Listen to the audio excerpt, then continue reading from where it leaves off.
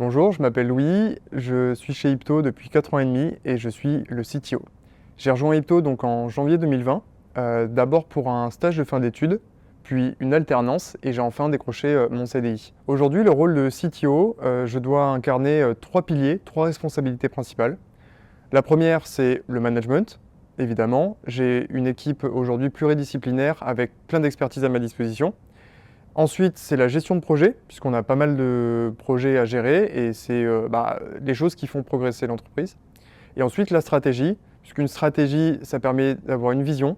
Et une vision, c'est ce qui permet de driver vraiment toute la tech, à la fois à court terme, à moyen terme et à long terme. Sur la stack technique, d'abord, sur la partie infra, on a des serveurs dédiés, autogérés par nous-mêmes. Donc on a une personne qui est en charge de s'assurer que les serveurs tiennent, soient redondants, fiables et robustes.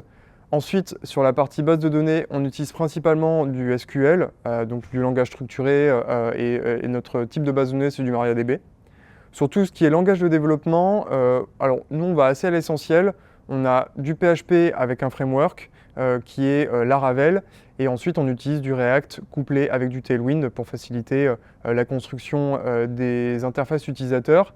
On est en train d'effectuer aujourd'hui une migration vers du Next.js, mais voilà, aujourd'hui, grosso modo, notre stack, elle ressemble à ça. On a un challenge en particulier, c'est la scalabilité.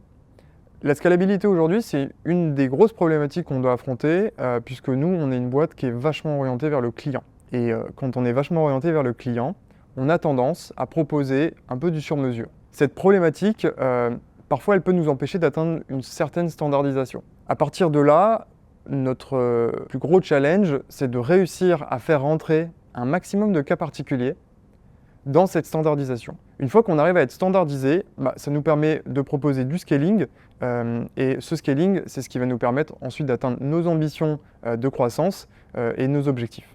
Quand j'ai rejoint l'entreprise, on était 8 et aujourd'hui, on est plus d'une centaine d'Iptoniens. Ce qu'il y a d'important à savoir sur Ipto, c'est que c'est une entreprise qui est jeune, récente. Quand on rejoint une jeune entreprise où c'est un peu le bazar, c'est là qu'on se rend compte qu'il y a beaucoup de choses à faire et c'est très valorisant. Moi, ce que je vous propose en rejoignant Ipto, c'est une aventure où il reste énormément de choses à faire et vous serez là pour laisser une marque de votre passage, que vous restiez 1 mois, 1 an, 10 ans.